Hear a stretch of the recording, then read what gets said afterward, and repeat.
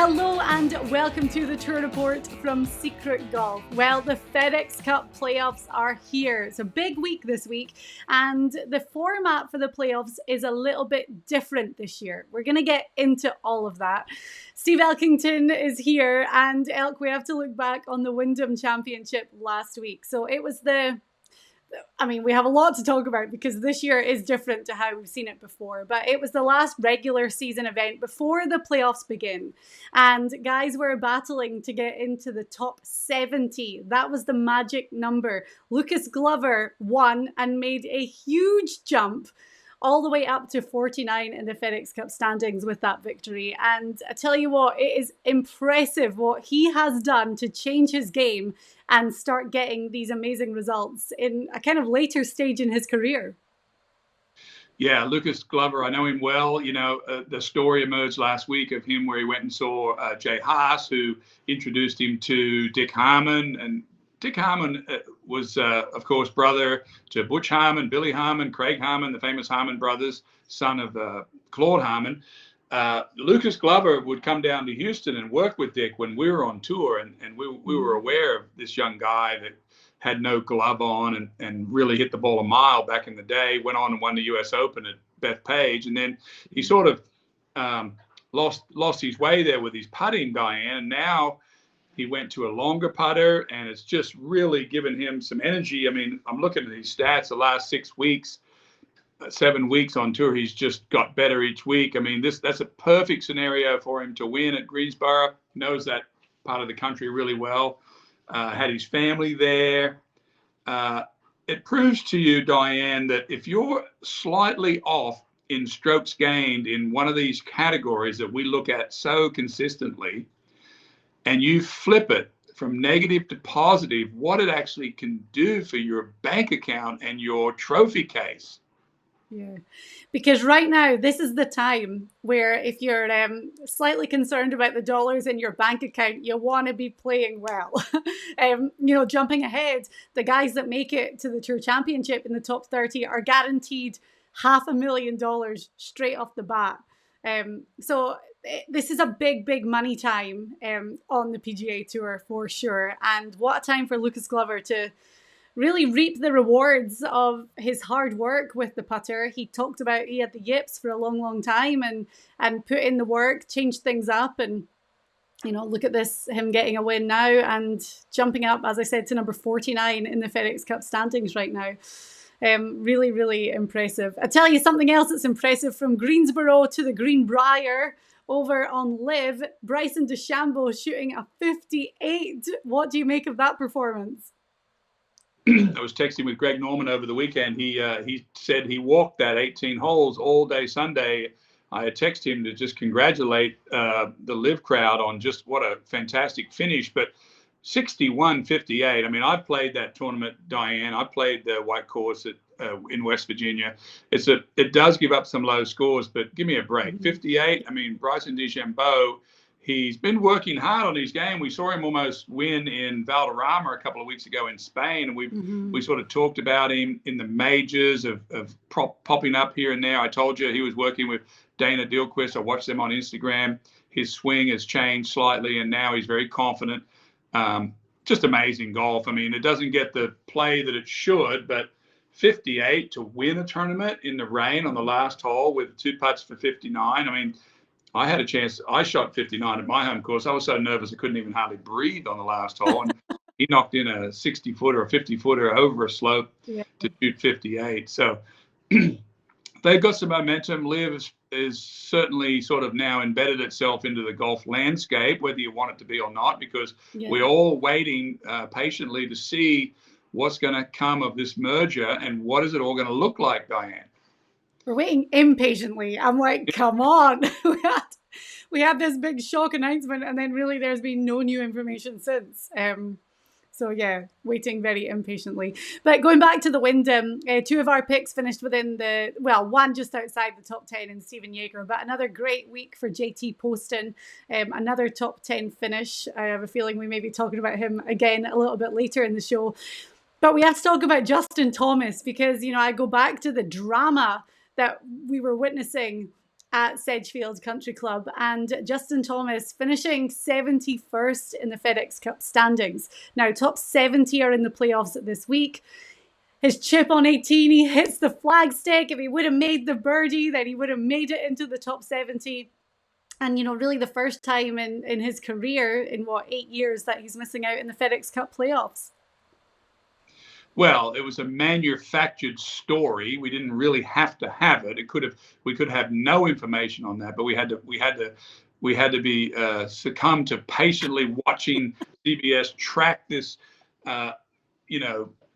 irrelevant sort of situation that was unfolded. And I'm the biggest JT guy in the world. He doesn't want to be 70th, but there he was, and he had a great shot on 18, and that was great.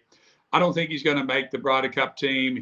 There's too many guys playing so well. He didn't get in the playoffs. What's interesting, Diane, by the way, Lucas Glover made a comment last week before he won how much he hated the idea of the top 70 moving on to the playoffs, which I agree with him. I mean, why not have top 125? Imagine if you're sitting at home today, you got 3 weeks off, you were 71st, like Justin Thomas, or 72nd or 73rd. You're not very much money apart, or not many points apart when you're down like that. And I know everybody says play better, but there's 200 guys on the tour, and there's only room for 125 of them to keep their card. Yeah. I just don't see the reason why you can't have 125 guys playing the playoffs and have a cut in the first one.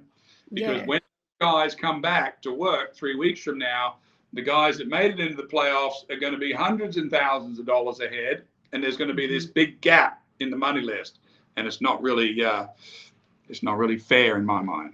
And then we have the FedEx fall season, which is coming up for these guys to, get into the 125. And then there's space for, 10 guys to get into all the designated events for 2024. So even after the playoffs, because we're back to a calendar year schedule, these guys still have time, if they're out with the 125, to get in and make sure that they lock up their full playing privileges for next year. I want to talk about the Ryder Cup and something you just said there, and we'll have a look at the Ryder Cup standings for Team USA, because I do think that Justin Thomas is in with a shot of getting a pick.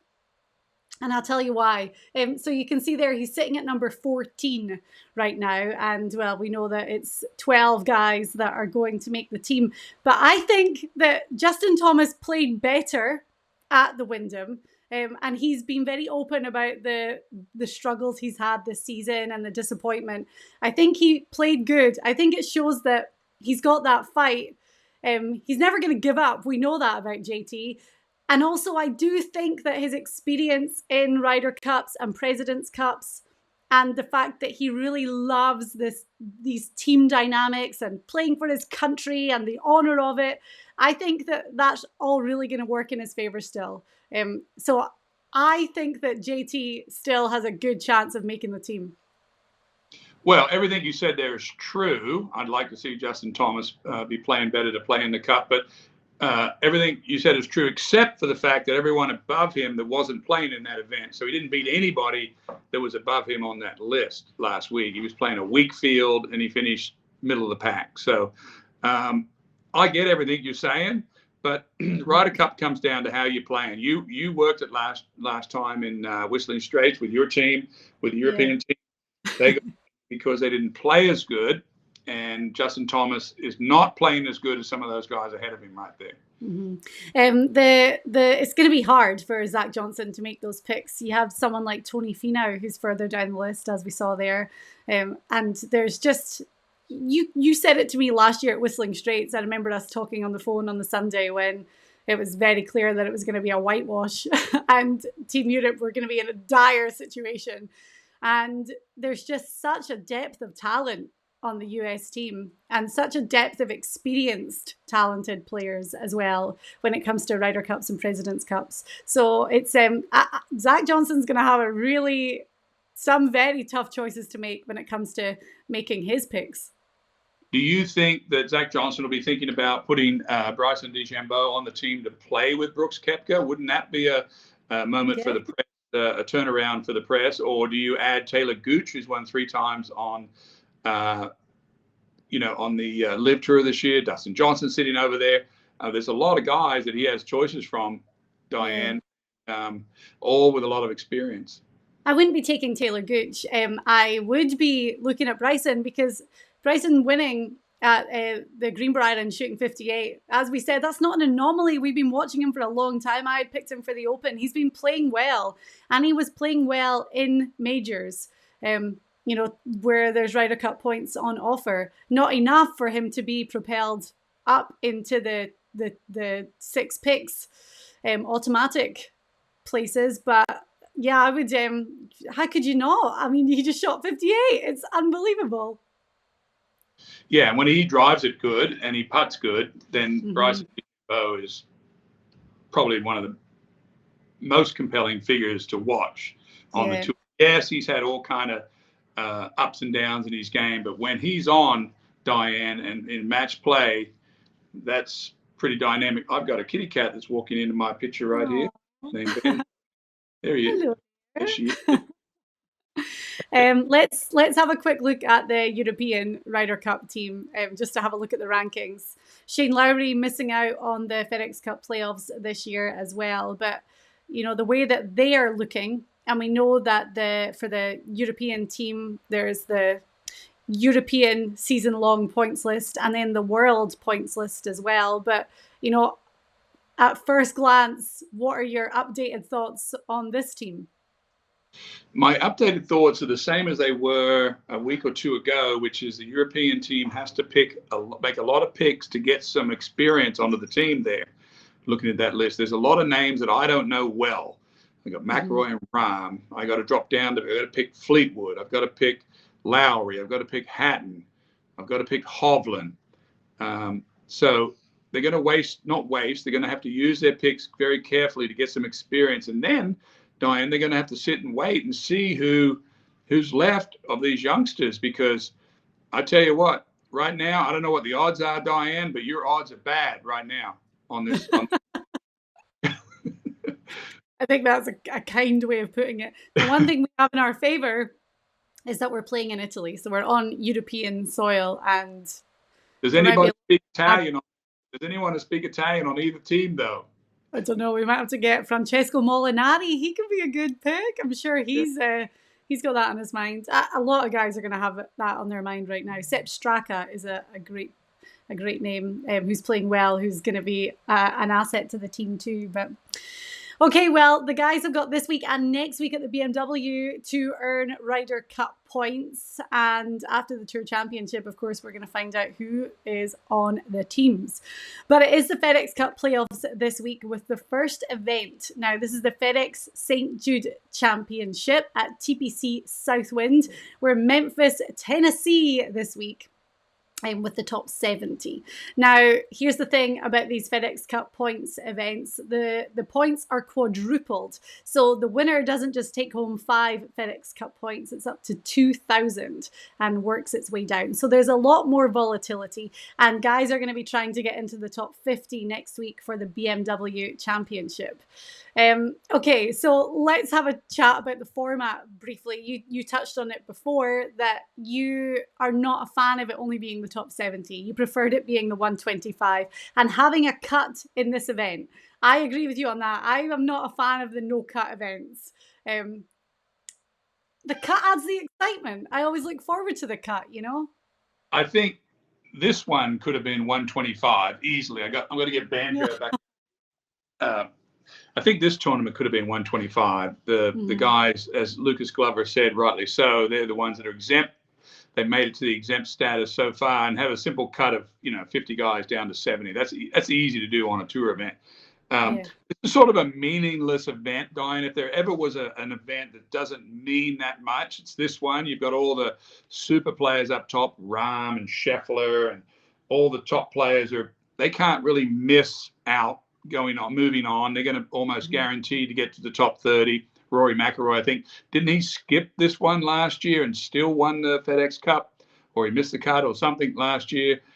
So this one's a little bit meaningless. We're going to see the only chance a player way down is have a super week like we saw Adam Scott make a run last year and win a bunch of points from down in the 60 ranked guys to get into the next week. But to me, this week, Diane, I'm looking at about a handful of guys that are sort of, what do they have the most to win? I mean, I'm looking at Rahm because he's never won the FedEx Cup. I listened to Rory McIlroy. Rory McIlroy, for all of his troubles of winning majors over the last 9 years, he doesn't have any trouble talking and thinking about winning the FedEx Cup. I think he's going for maybe his fourth FedEx Cup.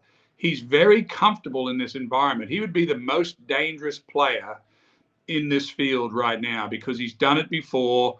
And like I said, he's not, I don't want to, Rory McIlroy shouldn't be frightened about anything, but he's not scared of anything when it comes to the FedEx Cup. Prolific player in this series.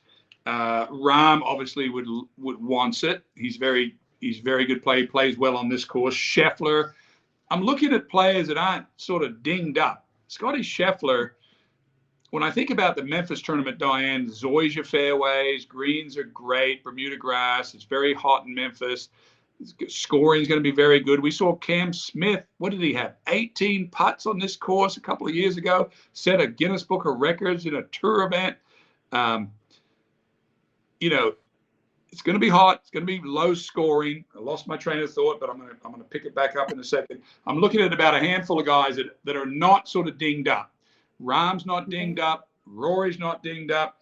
Jason Day doesn't have any problems with his game. When I say dinged up, I'm referring to someone like Scotty Scheffler, who's had some putting issues. I think Brad Faxon on the TV at the Open said, "Oh my God, if I could just sit with him for 2 minutes, I wouldn't even be on the putting green. I'd take him to a bar and buy him a Scotch whiskey and ask him, what are you thinking about?" Sepp Straka is not dinged up, just finished second at the British Open. Brian Harman is in good shape. So what's motivating these guys, Diane? Is it the points? Is it the money? How do you get yourself in the mind frame here that you're going to win the FedEx Cup? Yeah, and I'm looking at motivation this week. Motivation, as you say, to make it all the way to the Tour Championship and all the benefits that come with making it all the way to Eastlake. And then, of course, the money and going for the big prize. And when it comes to the Tour Championship, the guys start on staggered scoring. And with the volatility of the quadruple points, there's a lot of movement over the next couple of weeks. But also guys that are trying to get into the top 50, secure their place for next week.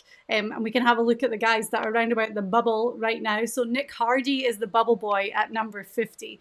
But all these players that are from 51 to 70, and the guys that are like here, 41 to 50, they're going to be looking to make sure that they stamp their ticket to the BMW Championship next week. And the Ryder Cup points as well this week and next week. So that's the kind of motivation that I'm looking at. And some of my picks, I don't really have one of the kind of big superstars as my outright favorite this week, because I do think that the motivation factor is going to be really strong for some other guys who are a little bit further down the list with higher odds this week too. Yeah, and if we see a John Rahm or a Scotty Scheffler win this week with quadruple points, they're already leading the point list. I mean, if I'm John Rahm and I'm thinking about winning the $18 million, I think it is, for first prize in the FedEx this year, this is the event that he needs to win, because now he gets 2,000 points on top of his 3,100 points. So he would have a substantial lead in the FedEx Cup. And then, of course, this whole FedEx Cup playoff is such rubbish that then you have to tell me what's going to happen next week. And then the next week there's a handicap system where I start the tournament at -10 and you start at -8. And there's so much explanation to this golf match, Diane. It's just ridiculous. But here we are. We're gonna break it all down for you as best we can. Here we are.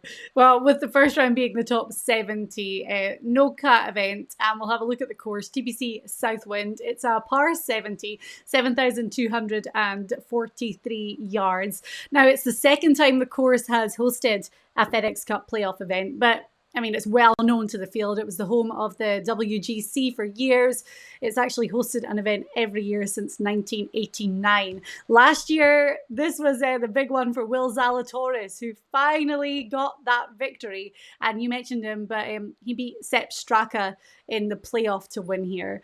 We've had an array of other past champions when it was the WGC: Brooks Koepka, Dustin Johnson, Abraham Ancer. But the thing that was interesting is, bearing in mind it has hosted an event every year since 1989, the only past champion from a tournament here who's playing this week is Harris English. So it just shows that a lot of these guys have gone to live. Will Zalatoris, of course, still out with injury and recovery. But what do you know about TPC Southwind, and what are the guys going to have to do well to score here this week? Well, it's an interesting course. The front nine is slightly different than the back. The back nine has more water shots. 18 is a very dramatic hole. Number 11 is an island green. But it's sort of a model. All those past champions you said there: Abraham Ancer, Dustin Johnson, Zalatoris, Greg Norman, Brooks Koepka. Seems like this tournament, Diane, is a ball striker's paradise. The zoysia grass that they play off, ball sits up really nicely. So this becomes opportunity to hit a lot of greens in reg. And then I think stats prove it that you don't have to putt crazy good to win this tournament if you really strike it well. Will Zalatoris certainly fits into that model. So does Brooks Koepka. So does Dustin Johnson. So, a lot of these guys that hit the ball really well and putt average. All things, if I said that, all things would lead to Scotty Scheffler, because that's sort of his game. He hits all the greens in reg, and he sort of putts middle of the pack. Actually, he putts a little worse than middle of the pack, and he's still on top, Diane, of the FedEx Cup standings. So I'm looking for good players. And by the way, the guys down at 70th, with all the top players playing above them, they can't out-hit. They don't play better than the guys up top. They have to putt better. So if you're looking down the list a little bit, you've got to find guys that can run the tables, because they're not going to out-hit these guys at the top of the board. Out-hit meaning play them from tee to green. Yeah. You mentioned the 11th hole. So there's water actually that features prominently on 10 of the 18 holes here. And the 11th, since 2003, there have been 6,166 balls in the water, over 1,000 more than TPC Sawgrass's 17th hole, which comes in at number 2 on that list. And do you remember a couple of years ago, Siwoo Kim had a 13 on the 11th hole. So 11 is definitely a popular spot for the spectators, and it's going to be filled with some frustrating drama for the field this week, as always. They play it they play it at different lengths. When you think of the 17th hole at the Players Championship, it almost plays about 130, 140. But this one, number 11 at TPC Southwind, they can play it at like 170, 165. Yeah. It's windy at this course, and it's pretty narrow. It's a true island green. It has one little bunker that can save you, Diane, but it's a very legitimate shot. Everyone's happy to get it over with, and it sits nicely on the 11th hole of the course, where it's not the 17th hole, where it's not like a round wrecker. The 11th hole sits better, at least our mind, whereas if you do have a wreck on it, you can maybe recover it. But there's some easy par 5. Number 16 is a very reachable. They really do scorch this course, Diane. Low scoring all the way. Front 9 gives up a lot of low numbers, as you said, par 70. But it's a second shot golf course, over water, into tucked pins. If you're hitting the ball great, there's birdie opportunities every hole. Okay, well, let's get into our picks, because we're going to give you an outright favorite, one to watch, and a dark horse as well. But we'll start with our outright favorites. And, as we said, you've got all the big names back in action this week. I'm taking someone that's a little bit further down. Where are you at? Do you want to go first? If you're going to... Well, I can. I mean, I've been on this guy all season. Picked him to win the Masters, picked him to win Allure. I think Jon Rahm, is thinking about winning this FedEx Cup. And I know how he thinks, or at least I think I do. He wants his hands on that 18 million. It's one of the few trophies that he hasn't really had his hands on, or hasn't quite been close to at all. So he knows that 2,000 points this week, Diane, puts him in a position where he'll have that big head start when it comes into the top 30. And he plays this course really well. I think he's been top 5 the last 3 years on this very course. I think he was 9th, 3rd, 6th, and 3rd or something. I mean, he plays great on this course. Must suit the power fade. There's other guys here that come to mind that have won here with the power fade. Dustin Johnson, some of the names that you talked about, Brooks Koepka, Greg Norman. So long hitter, hits the ball extremely well, putts better than average. So, it's just an opportunity for Rahm. He just signed another big deal with Callaway. I think they said on the TV they gave him some stock in Top Golf. I mean, these guys are getting loaded up, Diane. They're not missing much when they're not at Live. They're still making plenty, but I know Rahm wants that FedEx Cup trophy. Yeah, okay. And because it's been a bit of a seesaw back and forth with him and Scheffler, who's been world number one in the FedEx Cup. And as you say, he got that green jacket, but he wants to cap off his season with the FedEx Cup too. So John Rahm, 9-1. Scheffler and Rory coming in at 7-1 this week. So Rahm just behind them. My guy, I found him at 40-1. This is my outright favorite. So someone who's, I don't know, maybe a little bit under the radar this week, definitely under the radar this week, but has a lot to play for. I'm going to take Sam Burns as my outright favorite. And this is a guy who's finished T2 and T20 the last 2 years at this course. And, the big categories for him when he got those results, he gained almost 3 strokes in approach and 2 strokes around the greens. Now, he won the match play back in March. He's had 6 top 20s since then, including a T14 last week at the Wyndham. And I looked at his stats from last week, 11th in approach. And that approach stat is going to be a big one this week. But he's sitting at number 19 in the FedEx Cup standings. So he's in a great position. However, for Sam Burns, and he talked about this on the TV last week, making his Team USA debut at the Ryder Cup is definitely on his mind. And he's sitting at, 12th or 13th on the Ryder Cup points list right now. So a good week for him will go a long way. And with that strong position in the FedEx Cup right now, he's thinking of taking it all the way to Eastlake. So I really like Sam Burns this week. As I said, I found him at 40-1. So I'm going to take him as my outright favorite. Yeah, Burns is one of these players that popped up and won the match play, and he's got some fight in him because he wants to be on that Ryder Cup team. Right.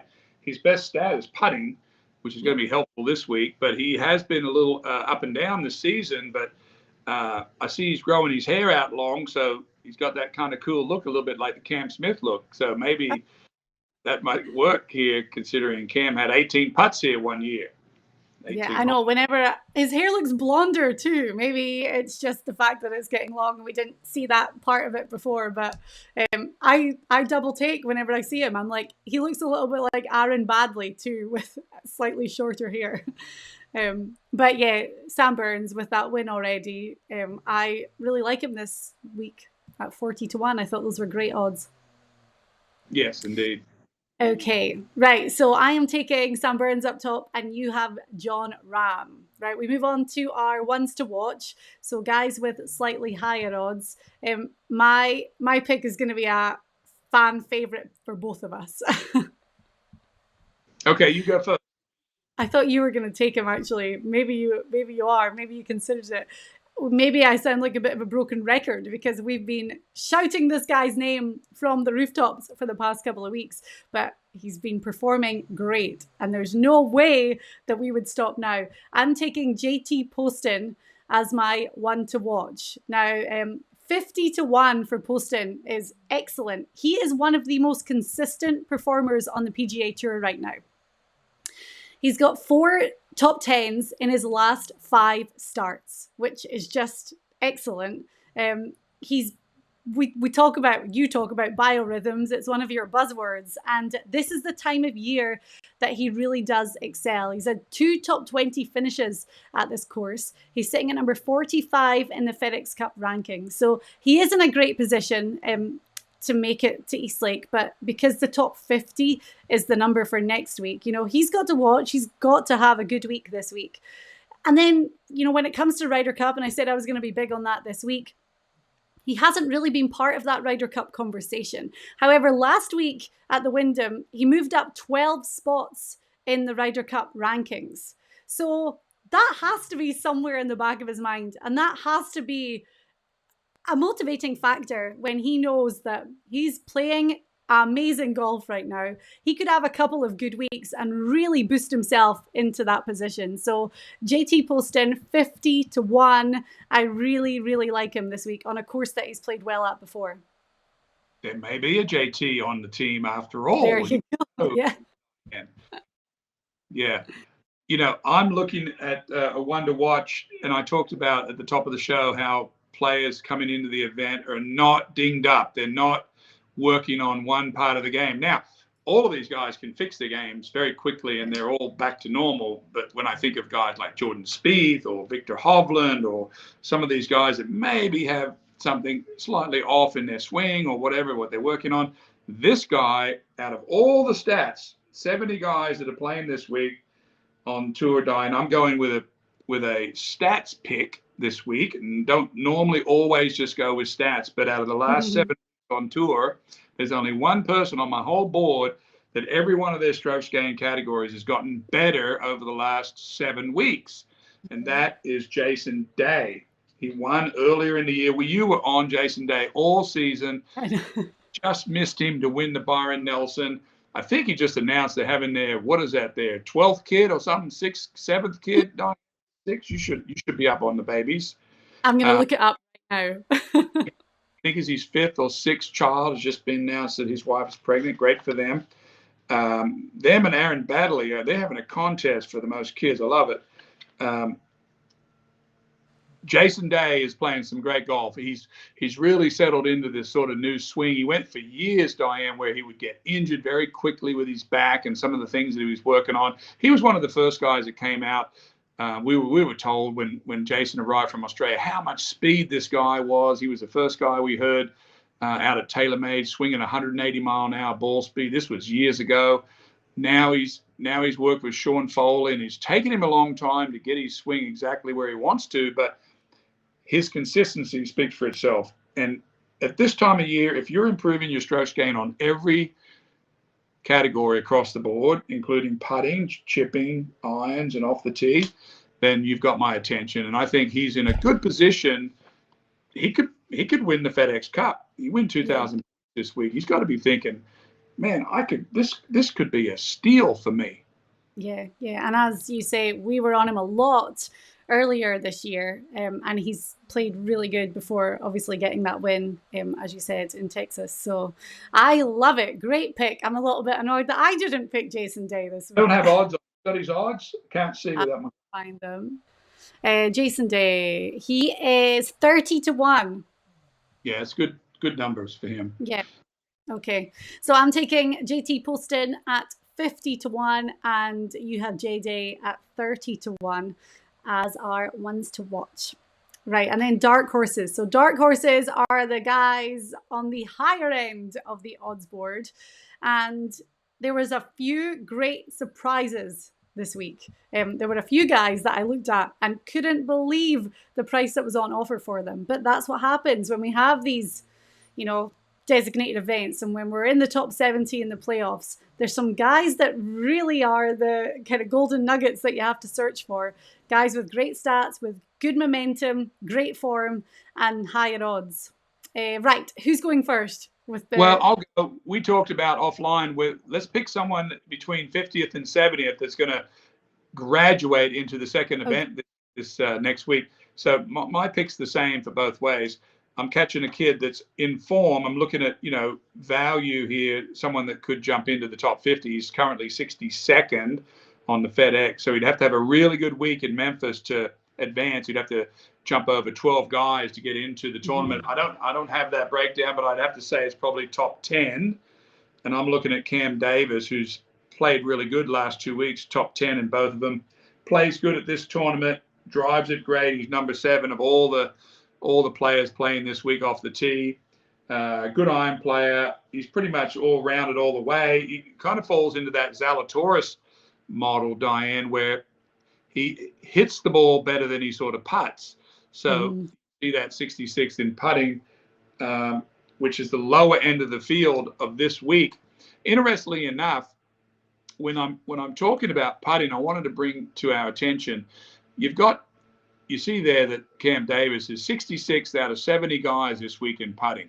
Well, Scotty Scheffler's like 62nd, and Lucas Glover is like 63rd.